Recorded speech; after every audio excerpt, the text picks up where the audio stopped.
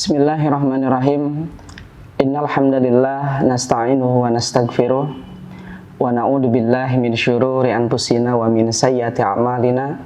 May yahdihillahu fala mudhillalah wa may yudlil fala hadiyalah. Asyhadu an la ilaha illallah wahdahu la syarikalah wa asyhadu anna Muhammadan abduhu wa rasuluh alladzi la nabiyya ba'dah, amma ba'd. Hadirin sahabat percikan iman yang dimuliakan oleh Allah, bagaimana kabarnya hari ini? Untuk saumnya lancar? Mudah-mudahan setiap aktivitas yang kita laksanakan, yang kita lakukan, itu menjadi nilai kebaikan di hadapan Allah Subhanahu wa Ta'ala. Sahabat percikan iman yang dimuliakan oleh Allah, tema untuk saat ini yaitu berkaitan tentang fasik. Di dalam agama Islam kita mengenal arti dari sebuah fasik, munafik. Kalau fasik itu sendiri berkaitan dengan mengandung arti yaitu keluar. Sebelum kita mengenal kata fasik, berarti kita harus mengenal lawan dari fasik itu sendiri. Ternyata lawan dari fasik itu adalah at-ta'at, yaitu ketaatan. Allah menjanjikan bagi orang-orang yang taat, dan Allah juga menjanjikan kepada orang-orang yang fasik. Bagi orang yang taat kepada Allah, maka Allah akan menjanjikan surga baginya. Tetapi bagi orang-orang yang fasik, orang-orang yang munafik, maka Allah akan menjanjikan neraka tempat ia kembali. Kita mengenal lebih jauh, apa sih arti dari munafik? Arti dari munafik Allah menyampaikan di surat Al-Baqarah ayat ke-8. Kata Allah, wa minan nasi ma yaqulu amanna billahi wa bil yaumil akhir wa ma hum bimu'minin. Kata Allah ini menjelaskan makna tentang munafik. Wa minan nasi, dan di antara manusia, ma yaqulu amanna billahi wa bil yaumil akhir, ada yang percaya dan yakin kepada Allah dan hari akhir. Ternyata kata munafik di situ adalah dia beriman kepada Allah, dia percaya kepada hari akhir, ternyata itu adalah sebuah kebohongan atau kepalsuan. Dan kalau orang munafik, secara kesimpulan, secara jasadnya dia beribadah kepada Allah, kegiatan-kegiatan ibadah dia lakukan karena Allah, tetapi hatinya menolak. Beda lagi dengan fasik. Ma huwa fasik? Kata fasik itu lebih kepada perilaku orangnya. Tetapi arti dari fasik itu sendiri yaitu keluar. Imam Al-Ghazali membagi kata fasik itu ada dua. Yang pertama fasik yang melahirkan kekafiran. Yang kedua fasik yang dimana dia itu seorang yang beriman kepada Allah, dia seorang mukmin, tetapi dia senang dan gemar untuk melakukan kemaksiatan-kemaksiatan yang Allah murkai. Makanya dalam Islam ketika mengenal kata fasik, maka lawan dari fasik itu adalah at-ta'at, yaitu ketaatan. Seperti kata taat yang Allah sampaikan di surat An-Nisa ayat ke-34. Kata Allah, wa may yuti'illah war rasul faulaika ma'alladina an'amallahu alaihim minan nabi. Kata Allah, wa may yata'illah, barang siapa yang taat kepada Allah, war rasul, dan rasulnya, kemudian kata Allah, ma'alladhi at'amallahu alaihim, maka Allah akan menganugerahkan kepada mereka, akan didekatkan dengan mereka. Siapa yang mereka di sini adalah minan nabi, dari kalangan nabi, kemudian wassadiqin, orang-orang yang benar, wasyuhada, dan orang-orang yang berjihad, kemudian wassolihin, dan orang-orang yang soleh. Nah, disitulah ketika kita melakukan ketaatan kepada Allah, maka Allah akan menempatkan kita, orang-orang yang taat itu, bersama para nabi. Tetapi beda dengan orang-orang yang fasik tadi. Allah akan menempatkan kita itu di neraka jahanam. Na'udzubillahi min dzalik. Semoga kita terhindar dari akan hal itu.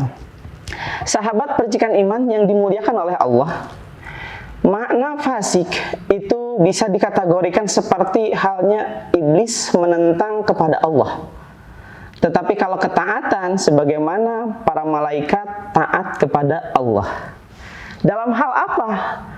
Iblis menentang kepada Allah. Dalam hal ketika Allah menyuruh sujud iblis kepada manusia. Ternyata di sini Allah menyampaikan, bisa sahabat percikan iman dibuka di surat Al-A'raf ayat 12. Kata Allah, qala ma anta anna tasjudu idza amartuka da'a ana khairum minhu khalaqtani.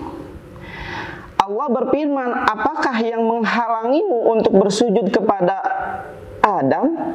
Ternyata iblis menjawab, saya lebih baik daripada manusia. Kata iblis, saya diciptakan minan nar, dari api, sedangkan manusia diciptakan dari tanah. Nah, di sini nilai kesombongan iblis lahir dan muncul sehingga dia enggan untuk bersujud kepada manusia. Kata Allah, saya tidak melihat akan sujudmu, wahai iblis, tetapi kata Allah, saya melihat akan ketaatanmu kepadaku.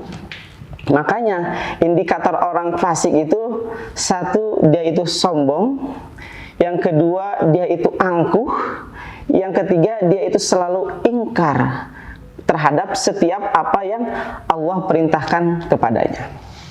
Sahabat percikan iman yang dimuliakan oleh Allah, tinggal itu sebuah pilihan bagi kita.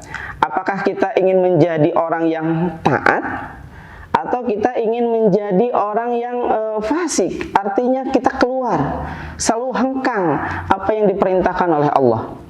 Setiap Allah memerintahkan aqimis salat, dirikanlah oleh kamu salat, ternyata kita tidak mau. Karena apa?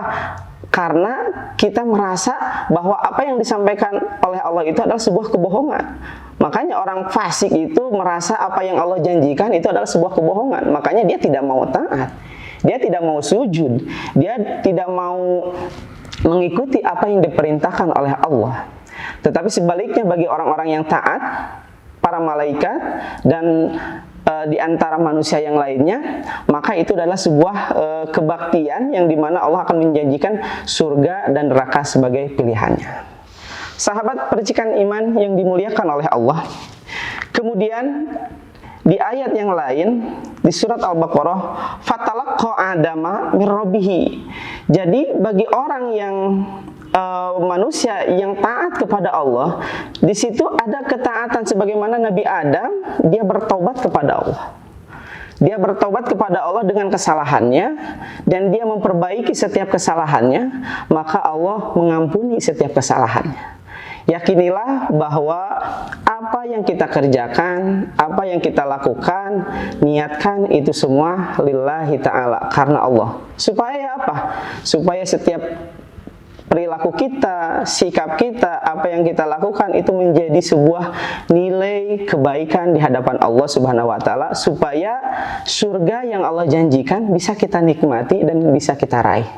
Mudah-mudahan di Ramadan ini kita fastabiqul khairat, berlomba-lomba dalam kebaikan untuk menjadi orang yang baik, orang yang taat, orang yang patuh terhadap apa yang Allah perintahkan kepada kita, karena kita itu sebagai makhluk Allah yang harus taat kepada Tuhannya, kepada Rabb-Nya yang menciptakan apa yang Allah perintahkan kepada kita. Hadirin sahabat percikan iman yang dirahmati oleh Allah, ini adalah sebuah gambaran bahwa orang fasik itu akan selalu ada. Dimanapun kita berada, pasti kita akan dihadapkan dengan orang-orang yang fasik. Lantas bagaimana dengan kita, orang yang beriman, orang yang taat, ketika menghadapi orang-orang yang fasik tadi? Tidak menutup kemungkinan, mungkin bisa jadi di tempat kerja kita, atau tetangga kita, atau saudara kita, yang terlahir memiliki karakter fasik itu sendiri. Tentu saja kita sebagai orang yang beriman kepada Allah, orang yang taat kepada Allah, kita harus bisa memfilter setiap informasi yang disampaikan oleh orang-orang fasik tadi. Contoh, ketika kita ada informasi suami kita terkena hal-hal yang tidak diinginkan. Ketika itu beritanya dari orang-orang fasik, maka kita harus tabayun dulu. Jangan asal percaya, kemudian kita mengambil sikap yang berlebihan. Tentunya kita harus tabayun dulu. Dari mana nih informasinya? Sumbernya dari mana? Siapa yang menyampaikan? Bagaimana karakternya? Dan ini juga menjadi sebuah kekuatan.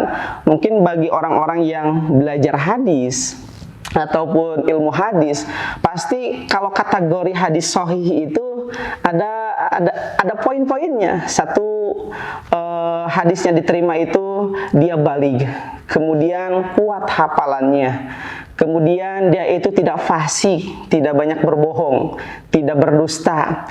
Nah, baru hadis itu bisa dinyatakan, bisa dijadikan hujah atau bisa diamalkan. Tetapi dalam satu riwayat ada hadis yang perawinya terkenal dengan dusta, kemudian dikenal dengan sebagai pembohong, maka tidak menutup kemungkinan hadis itu mardud atau tertolak. Sahabat percikan iman yang dirahmati oleh Allah, itulah mungkin indikator ciri orang yang fasik dan orang yang taat kepada Allah. Tentu saja itu sebagai pilihan bagi kita. Apakah kita ingin menjadi orang-orang yang taat akan perintah Allah seperti halnya taatnya para malaikat kepada Allah?